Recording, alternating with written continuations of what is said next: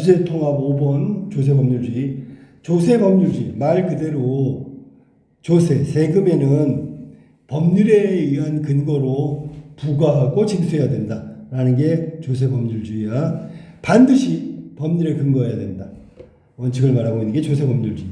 법에 명시되어 있지 않은 세금, 그러면 이건 부과할 수도 없지만 내지 않아도 되는 거고, 명시되지 않은 세금, 또 하나는 법의 규정을 넘어선 세율 과세 기준, 이거는 원칙적으로 금지된다. 그러면 세금은 법이 정한 대로, 법이 정한 세율이나 과세 기준에 따라서 부과하거나 징수할 수 있다.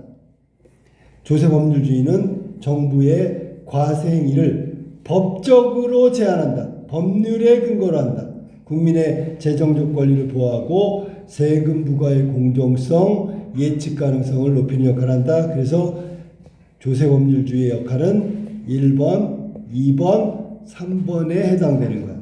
조세법률주의는 실무에서 조세열거주의, 조세포괄주의라는 두 가지 해석 방식으로 구체화된다. 자, 그러면 조세법률주의는 먼저, 열거주의는 뭐냐면, 열거라는 게 쭉 나열하는 거니까 명시된 사항만을 엄격하게 적용. 그러니까 아까 그대로 법에 근거한 대로 그대로 받는 거야. 알았니? 요럴 때 세금 내고 저럴 때 세금 내고 그것만 받으라는 얘기야. 여기에 따르면 구체적인 법조문에 규정되지 않은, 거기 법조문에 올라가 있지 않은 새로운 형태의 경제행위, 재산 이전이 발생하더라도 과세할 수 없다. 이거 봐. 법에 없기 때문에 과세할 수 없다고. 그러니까 새로운 형태의 경제행위가 났을 때 빨리 그럼 법을 만들어야 되는 거야. 이는 납세자의 권리를 최대한 보장하는 데 초점을 맞춘 해석으로 국가의 조세 남용을 방지할 수 있다. 조세는 국민의 재산권과 밀접한 연관이 있어 명확한 법적 근거 없이 이루어지는 과세는 곧 국민의 재산을 침해하는 결과를 초래한다. 따라서 조세 열거주의는 국가가 세금을 걷는 이유, 그 한계 엄격하게 규정. 그래서 정부의 권한에 대한 법률적 통제를 실현할 수 있는 수단이다. 딱 법에 딱 정해져 있는 거, 그거에 해당되는 것만 걷어. 그거 말고 막 다른 거 명목을 붙여서 세금을 걷어서는 안 돼. 법률에 근거해야 된다. 그러니까 정부 세금 걷을 때 요것만 지켜. 그러니까 지키라고 했으니까 권력을 제한하는 거지. 두 번째, 조세포괄주의 말 그대로 법조문에 있는 건 당연히 걷고요. 입법 취지, 과세 목적 같은 것들을 종합적으로 고려하는 거야. 법에 명시되지 않았더라도 유사한 성격의 거래, 행위를 해서 돈을 벌었다면 과세하는 방식이다. 이는 과세 대상이 되는 경제활동이 지속적으로 다양화되고 복잡하되, 그러니까 계속해서 법률을 규정하지 못하는 영역이 있을 수밖에 없어. 그럴 때 과세 정의를 실현하기 위해서 쟤도 똑같이 소득을 얻었는데 쟤는 법률에 없다 그래서 세금 안 내고 나는 내고, 그러면 조세 형평성이 무너지지. 그러니까 소득이 일어나면 그 소득이 일어나는 것 자체에 의해서 포괄적으로 소득에 관련된 세금을 내라, 이렇게 하는 게 조세포괄주의란 말이야. 예를 들어 새로운 형태의 금융상품, 디지털 자산거래, 이게 나왔단 말이야.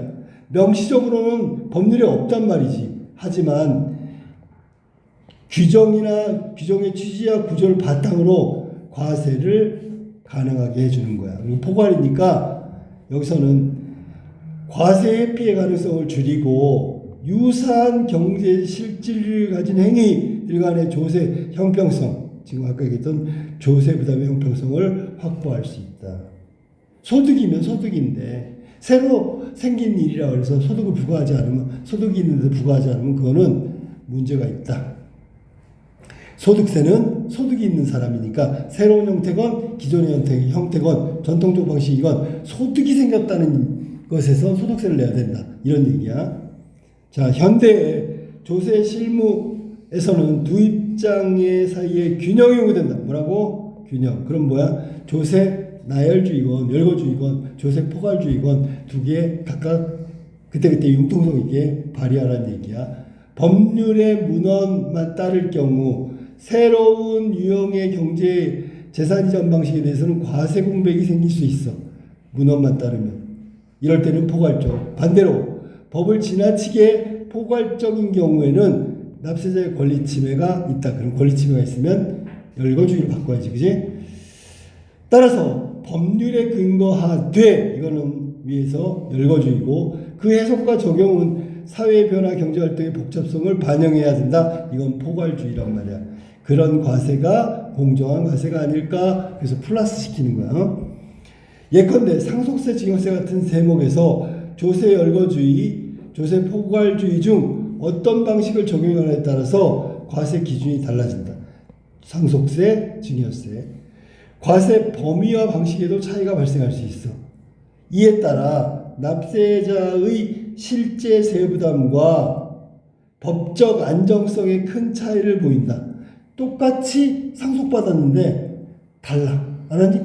세금이 다르다고. 그러면 조세 형평성에 맞지 않지요? 누군가는 이거 부당하다고 생각할 수 있을 거 아니야. 한쪽은 오케이. 다른 쪽은 왜 저 사람은 조금 내고 나는 많이 내냐? 조세를 왜 조금만 부과하느냐? 이런 반대 의견이 있을 수 있잖아. 그 반대 의견이 바로 법적 안정성을 해치는 거란 말이야. 과세행위가 법률에 근거해야 한다는 조세 법률주의 대원칙 아래서, 그러니까 이게 기본이죠. 열거주의적 태도로 납세자의 권리를 보호하는 동시에는 플러스야. 포괄주의 해석을 통해서 조세회피를 방지하는 거. 포괄주의, 조세회피 방지, 납세자의 권리 보호 두 가지를 다 이루는 방식으로 조세 정의를 실현하는 노력이 지금 병행되고 있다. 두 가지를 한꺼번에 쓴다는 얘기야. 이게 조세 법률주의의 열거주의, 포괄주의를 통한 조세 형평성과 납세자 권리 보호를 다 이루려는 노력이다. 재심으로 갈게. 상속세, 증여세. 재산 이전에는 재산을 이전할 때 개인의 경제적 지혜를 변화시키는 중요한 사건이죠. 그죠? 주인이었다가 지금은 주인이 아닌 경우도 있고요. 내 재산이었다가 아들 재산이 되는 것도 있고요. 알았니? 이는 조세제도의 핵심적인 영역 중에 하나로 다루어진다. 경제적 지위 변화가 핵심적인 영역이야. 알았니? 예를 들어 증여를 받았으면 증여를 한 사람이 아니라 증여 받은 사람이 세금을 내야지. 증여한 사람이 아니고 이 영역이라는 얘기인 거야. 상속세, 증여세는 재산이 무상으로 치르지 않고 값을 치르지 않고 이전될 때 부과되는 세금이야.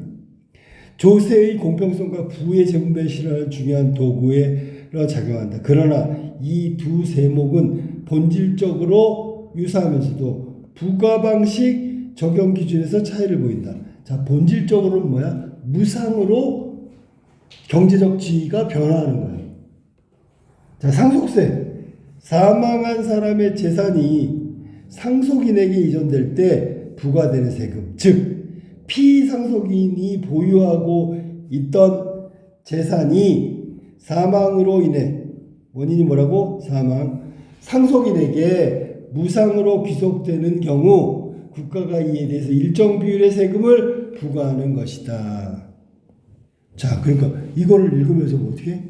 아버지가 돌아가시면서 아들한테 상속하면 아들은 무상으로 받은 거기 때문에 그거에 합당한 세금을 내야 되겠지. 상속자가 상속세를 부담해야 되는 거지. 그거야.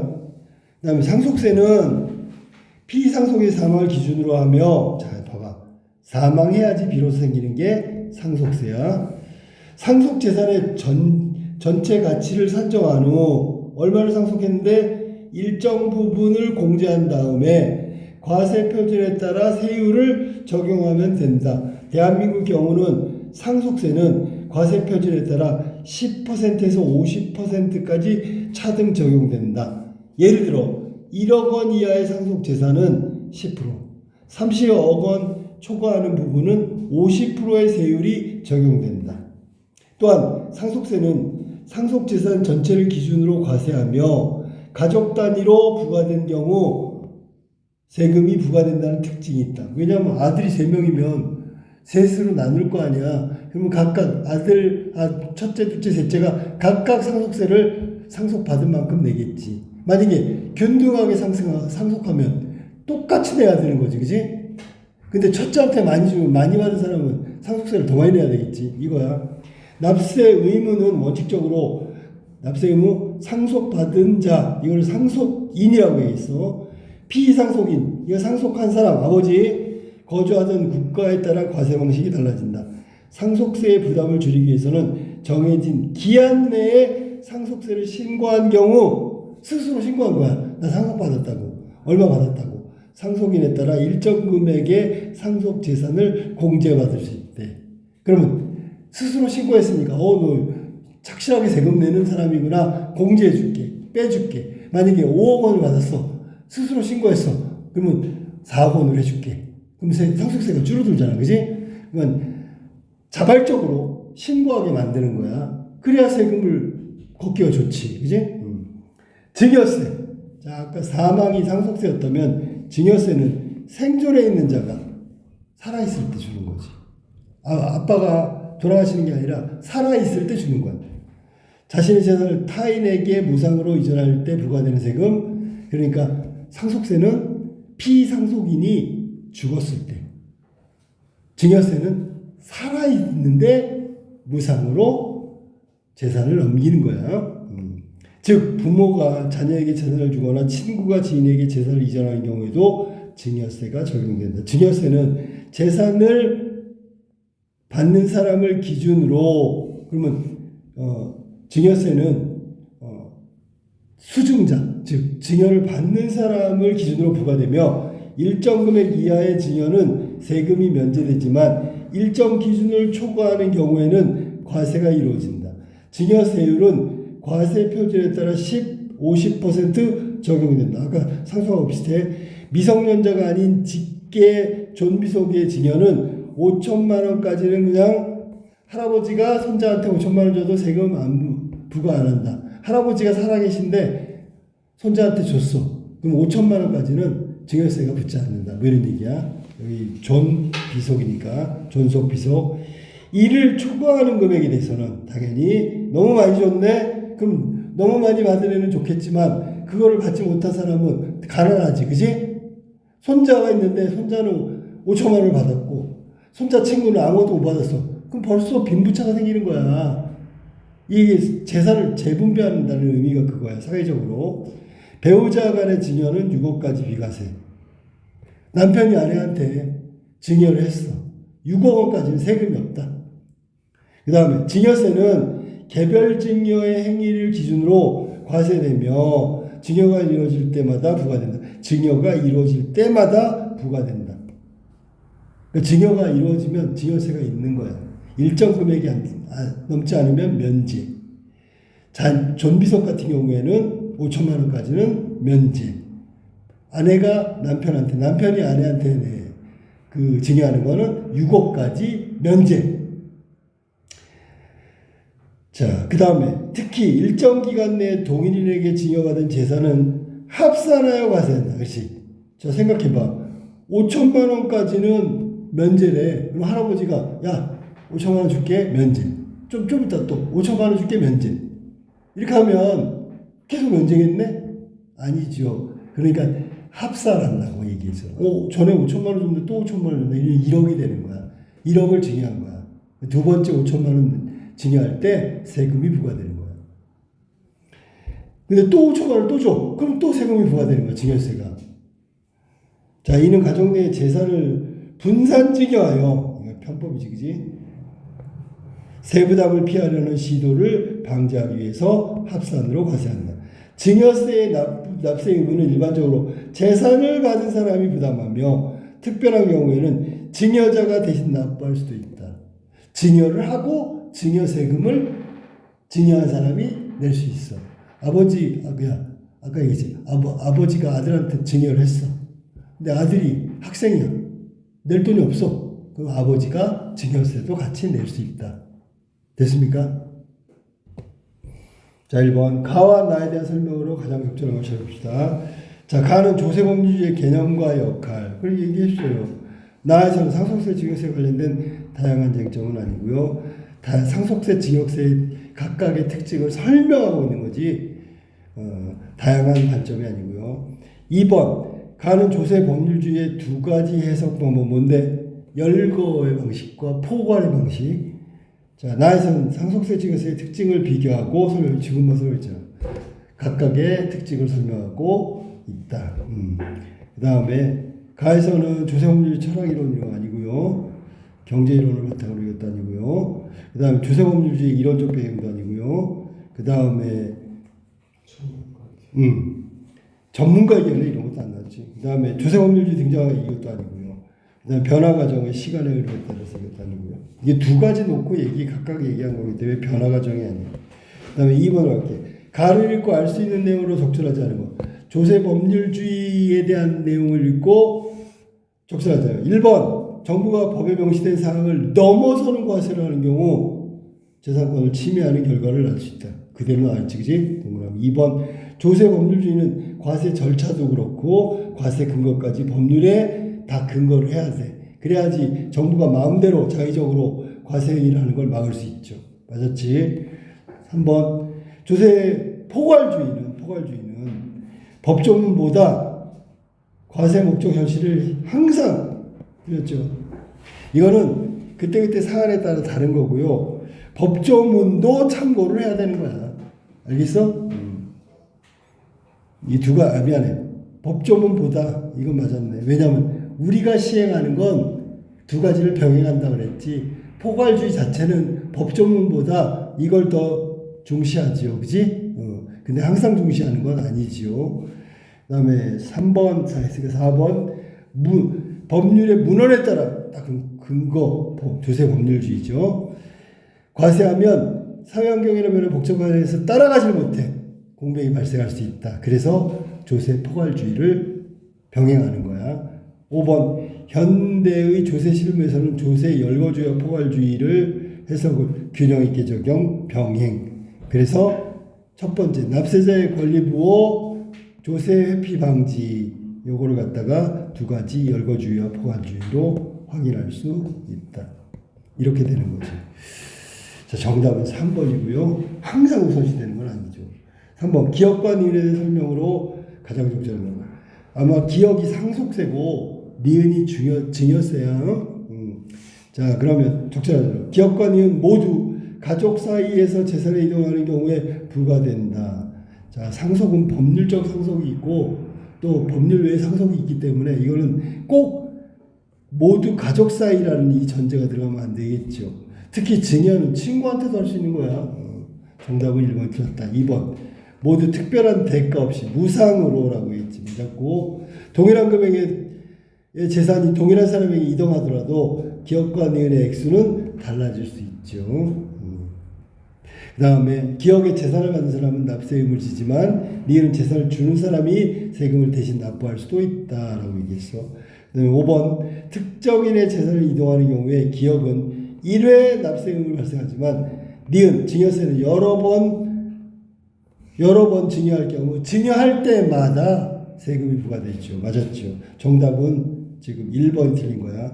가족 사이가 아니다. 아닐 수도 있다면.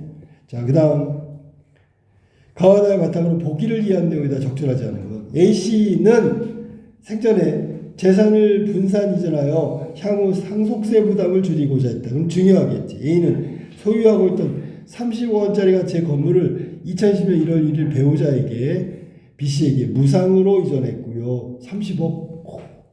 그다음 B씨는 이를 증여로 신고하여 증여세를 납부했다.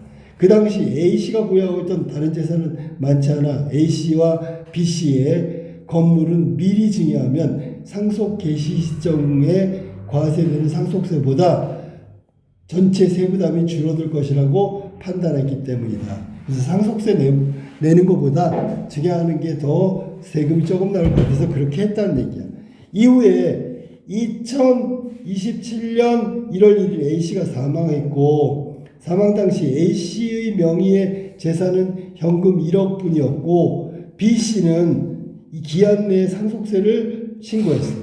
세무서는 상속 및 증여세법 13조 1항에 따라서 피상속인이 상속개 시 10년 이내 상속인에게 증여한 재산은 상속재산가액에 가산하여 상속세가 과세가액으로 본다라고 그랬어. 10년 이내라고 그랬지, 그지? 20년 내 증여했는데 27년에 상속이 된 거라는 말이야. 그래서 10년 이내에 상속된 증여재산으로 보고 상속재산가액으로 가산한다고 했기 때문에 저기 했던 30억은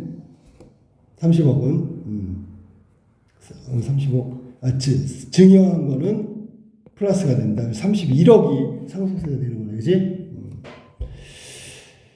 A씨 생전에 B씨에 증여된 건물은 상속재산을 합산해 상속세가 부과됐다. B씨는 상속세 및 증여법 13조 3항인 상속세 과세가액에 가산한 증여재산에 대해서 이미 납부한 증여세가 있는 경우 그 증여세 상당의 액을 상속세에서 공제한다. 증여세를 냈는데 이번에 새로 상속세 내는 거에서 빼주는 거지. 규정을 근거로 이의를 신청했다. 하지만 세무서는 13조 1항과 3항을 함께 적용해서 3항 가산된 증여재산에 대해 상속세를 부과하되 기납부한 증여세를 공제하는 것이 타당하다고 보았다. B씨는 이의 신청이 기각되자 조세심판원에 심판 청구를 했고 세무서의 손을 들어주는 판결을 받아 과세 처분이 최종 확정됐다. 여기 보니까 건물의 가치는 달라지지 않았으니까 30억이겠죠.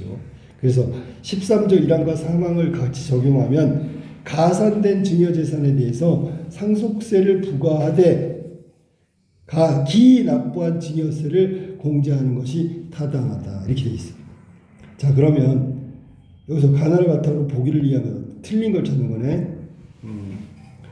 A는 생전에 건물을 무상으로 이전하려고 한 이유는 상속으로 인한 재산의 이동보다 더 적은 금액의 증여세를 부과되기 때문에 그렇게 했죠. 맞았고 2번 B씨는 기한 내 상속세를 신고했기 때문에 세무서는 31억 중 일정 금액을 공제한 후 이에 따른 세율을 적용하여 상속세를 부과하겠군. 됐지? 3번 B씨가 세무서의 판단에 이의를 제기한 것은 건물의 명의 이전을 증여로 신고하고 증여세를 납부했기 때문에 조세 열거주의에 의거하여 상속세 및 증여세법 13조 3항에 따른 정당한 권리라고 주장해서 이렇게 세무서의 판단에 이의를 제기한 거지. 이것도 맞았고 그 다음에 4번 세무서가 B씨에게 건물을 포함하여 상속세를 과세한 것은 조세 열거주의에 따라서 상속세 및 증여세 13조 1항을 적용하여 건물이 A씨의 사망 전 10년 이내에 상속인 B씨에게 증여된 재산에 해당한다고 보았기 때문에 조세 열거주의에 의해서 상속세 및 증여세법 13조 1항을 적용한 거죠. 이것도 맞았고요. 5번 조세심판원이 세무서의 손을 들어주며 B씨가 건물을 포함한 재산에 대해 상속세를 납부해야 한다는 것은 조세 정의를 실현하고 조세 회피를 방지하기 위해 상속세 및 증여세법 제13조 3항의 조세 포괄주의로 해석하고 있군. 자, 정답은 5번이 틀렸네요. 가에서 세금 부과의 공정성이라는 부분을 강조한 거. 가에서는 공정성, 법률에 의거해서 세금을 부과하는 거. 그 다음에 그러면서 A 같은 경우 정해진 기간 내에 상속하는 것을 신고하면 상속세 신고 스스로 이때 공제해 준다 그랬잖아. 그지? 응? 됐어? 이것도 역시 납세자의 조세 정의가 아니고요. 예측 가능성이라고 해야 돼. 해석이 틀린 거야.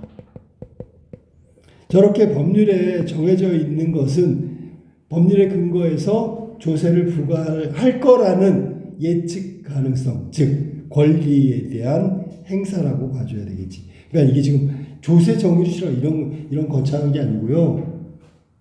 알았어? 무슨 말인지? 세금 부과의 공정성과 예측 가능성. 이것 때문에 하는 거야. 가에서 조세 법률주의는.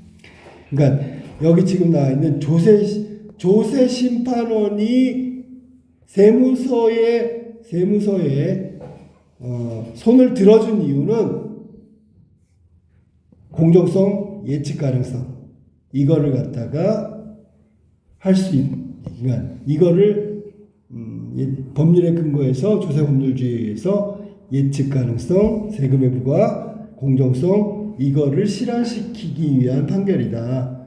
조세 정의가 아니고요. 조세 정의가 아니고 이런 거창한 이유가 아니다. 라니 특히 거기 뭐 신고하면 공제해준다. 스스로 신고하면 정해진 기간 내에 신고하면 공제해준다. 그거를 갖다가 인정해 주려고 했던 거지. 조세 정의까지 안 들어간단 말이야. 정답 5번은 틀린 해석이다.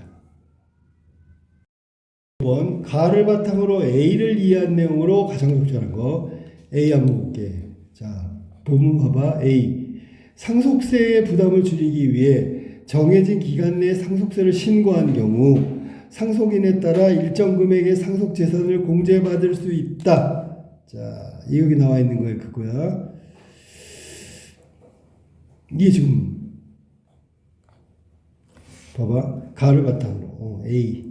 왜 상속세를 기간 내에 스스로 하면 공제를 줄까?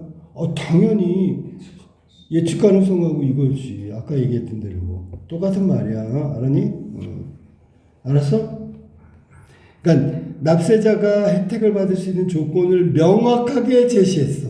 이게 조세법률주의라고. 이게 열거주의란 말이야. 왜 열거주의를 할까? 당연히 명확하게 세금 부과 기준을 정해놓은 거고 기준을 마련한 거고 그래야지만 신고하고 또 세금도 줄여주고 낼 수 있는 세금, 부과되는 세금을 예측할 수 있다고. 그래서 5번이 정답이다. 알았어? 법률에 근거하면 예측 가능하다고. 법률에 근거하면 명확하다고. 그래서 조세법률주의에서 상속세를 스스로 상속 재산을 스스로 신고하는 사람한테 혜택을 주는 거야. 정답은 5번이죠. 봐봐. 가하고 나를 바탕으로 보기를 위한 건데 여기 지금 A씨가 나중에 상속세가 많이 나올 것 같으니까 증여를 해버린 거란 말이야. 2010년 1월 1일 날 B에게 무상으로 이전해서 증여한 거야. 그리고 증여세를 납부했어. 그 다음에 쭉 해서 머지않아 상속되는 시점에 전체 세부담이 줄어들 것이라고 판단했기 때문에 예측 가능했기 때문에 그렇게 한 거라고. 근데 27년 1월 1일 증여하고 나서 10년이 안 된 상황에서 A씨가 사망했단 말이야. 그러면 10년 이내에 증여받은 건 모두 상속으로 인정하는 거야. 그래서 사망 당시 A씨의 명의는 현금 1억이니까 전부 30억의 증여를 모두 상속으로 인정하는 거라고. 원래는 증여 30억, 상속 1억이었는데 증여하고 10년 이내에 죽었기 때문에 사망했기 때문에 다 모두 상속으로 보는 거라고. 그래서 10년 이내 상속에 증여한 재산은 상속 재산 가액에 가산해가지고 상속세 과세 가액으로 본다. 그래서 31억이 된 거야. 그래서 A씨 생전에 B씨에게 증여된 거, 그 30억 그대로, 그 다음에 1억 현금 그대로, 그래서 31억에 상속을 한 거란 말이야. 그랬을 때 B씨는 상속세 및 증여세법 13조 3항에 상속세 과세 가액에 가산한 증여재산에 대해서 이미 증여세를 납부했기 때문에 그걸 좀 빼달라. 알았니? 공제해 줄 수 있다라는 규정을 들어가지고 공제해달라고 이야기한 거란 말이야. 그러니까 이미 증여세를 냈단 말이지. 그러니까 그걸 빼고 해달라는 얘기지. 그랬더니 세무서가 그런 게 어딨냐.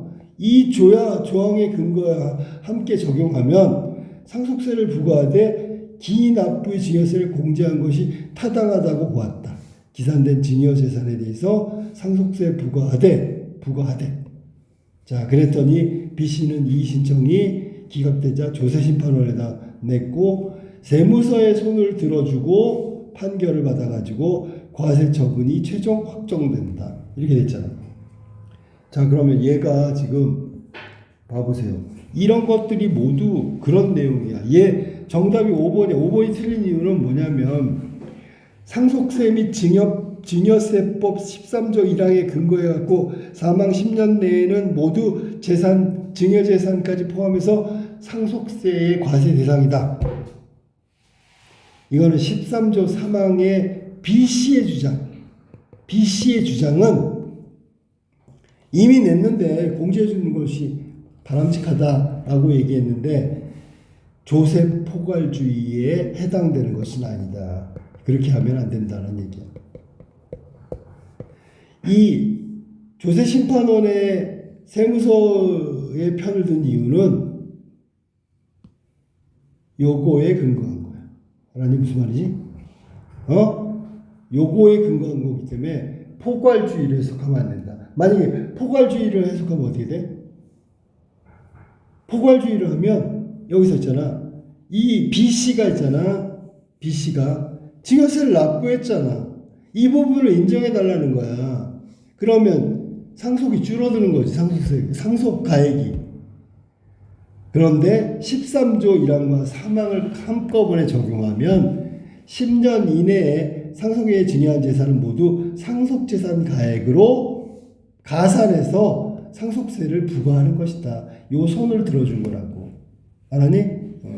그러니까 B씨는 이건 증여를 한 거고 증여세를 냈으니까 끝난 거고 1억은 상속을 했으니까 그거에 1억에 대한 상속세를 내면 된다. 아니다. 세무서는 13조 1항하고 3항을 포괄적으로 적용하면 근거로 해서 적용하면 모두 상속된 재산이고 상속세 부과가 마땅하다. 그래서 조세심판원이 세무서 편을 들어준 거다.